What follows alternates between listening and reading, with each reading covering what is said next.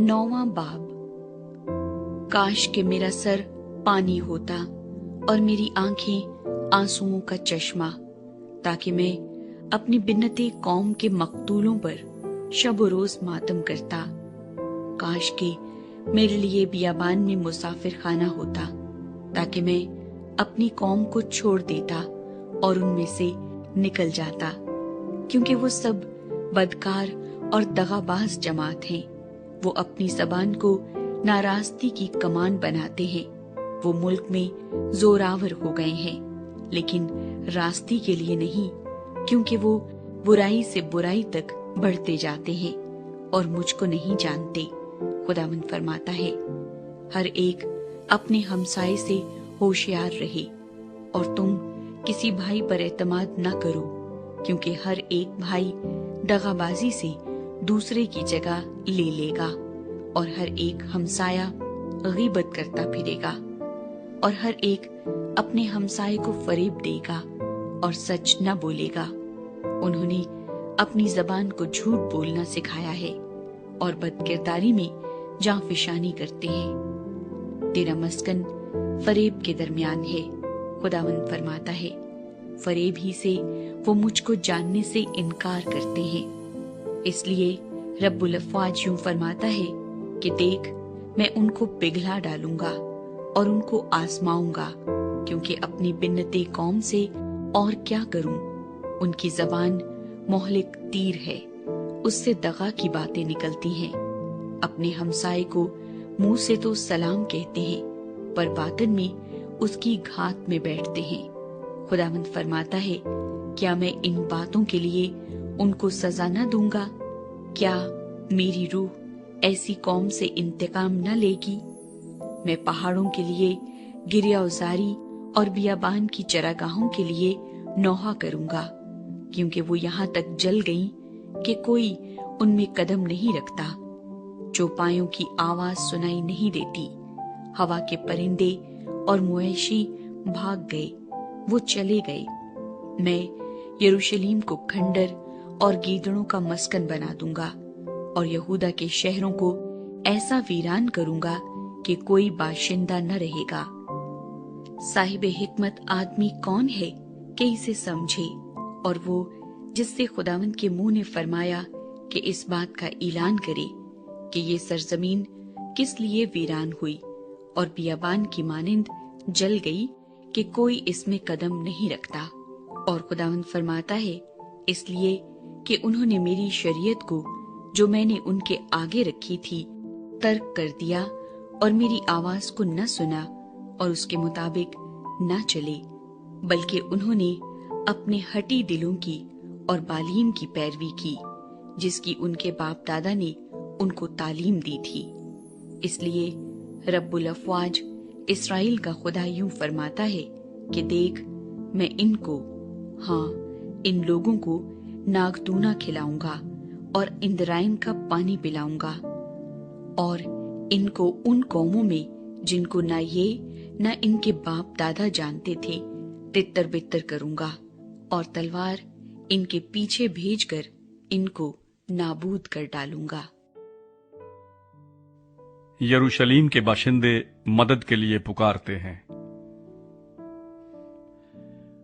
रब्बुल अफ़वाज यूं फरमाता है कि सोचो और मातम करने वाली औरतों को बुलाओ कि आएं, और माहिर औरतों को बुलवा भेजो कि वो भी आएं, और जल्दी करें और हमारे लिए नोहा उठाएं, ताकि हमारी आंखों से आंसू जारी हों और हमारी पलकों से सैलाब अश्क बह निकले।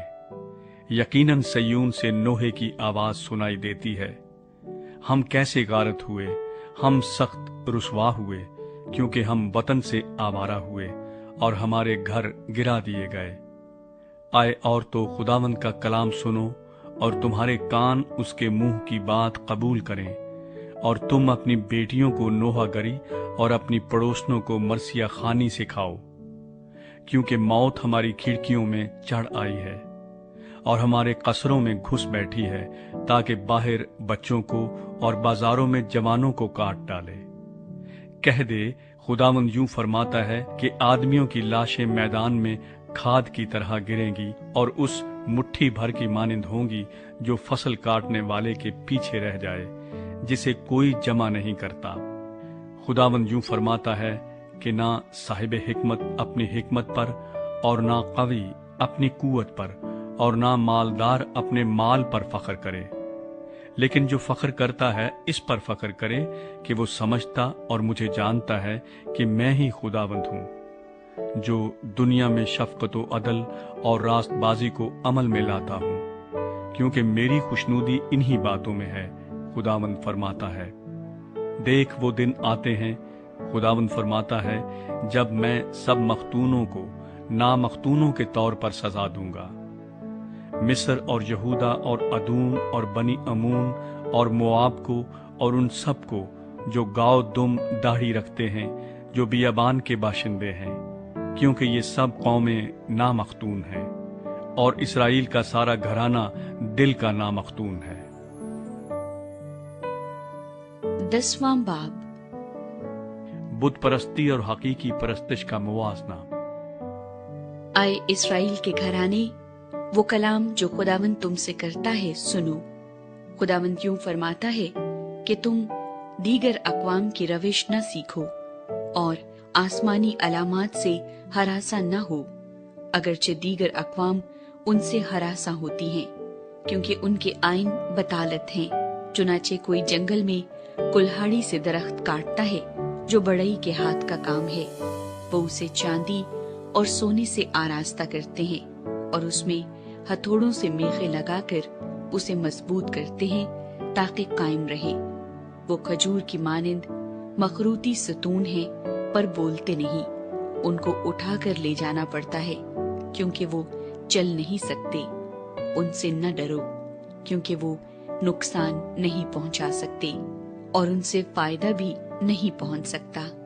اے خداوند، تیرا کوئی نظیر نہیں، تو عظیم ہے اور قدرت کے سبب سے تیرا نام بزرگ ہے۔ اے قوموں کے بادشاہ، کون ہے جو تجھ سے نہ ڈرے؟ یقیناً یہ تجھ ہی کو زیبا ہے، کیونکہ قوموں کے سب حکیموں میں اور ان کی تمام مملکتوں میں تیرا ہمتا کوئی نہیں، مگر وہ سب حیوان خصلت اور احمق ہیں۔ بتوں کی تعلیم کیا، وہ تو لکڑی ہیں۔ ترسیس سے چاندی کا پیٹا ہوا پتھر اور اوفاز سے سونا آتا ہے، جو کاریگر کی کاریگری اور سنار کی دستکاری ہے۔ ان کا لباس نیلا اور ارغوانی ہے، اور یہ سب کچھ ماہر استادوں کی دستکاری ہے۔ لیکن خداوند سچا خدا ہے، وہ زندہ خدا اور ابدی بادشاہ ہے۔ اس کے قہر سے زمین تھر تھراتی ہے اور قوموں میں اس کے قہر کی تاب نہیں۔ تم ان سے یوں کہنا کہ یہ معبود جنہوں نے آسمان اور زمین کو نہیں بنایا، زمین پر سے اور آسمان کے نیچے سے نیست ہو جائیں گے۔ خداوند کی ستائش کا گیت۔ اسی نے اپنی قدرت سے زمین کو بنایا، اسی نے اپنی حکمت سے جہان کو قائم کیا اور اپنی عقل سے آسمان کو تان دیا ہے۔ اس کی آواز سے آسمان میں پانی کی فراوانی ہوتی ہے، اور وہ زمین کی انتہا سے بخارات اٹھاتا ہے۔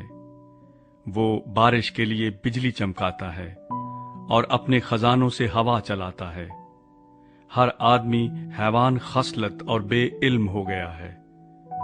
ہر ایک سنار اپنی کھودی ہوئی مورت سے رسوا ہے، کیونکہ اس کی ڈھالی ہوئی مورت باطل ہے، ان میں دم نہیں۔ وہ باطل فعل فریب ہیں، سزا کے وقت برباد ہو جائیں گی۔ یعقوب کا بکرا ان کی مانند نہیں، کیونکہ وہ سب چیزوں کا خالق ہے، اور اسرائیل اس کی میراث کا عصا ہے۔ رب الافواج اس کا نام ہے۔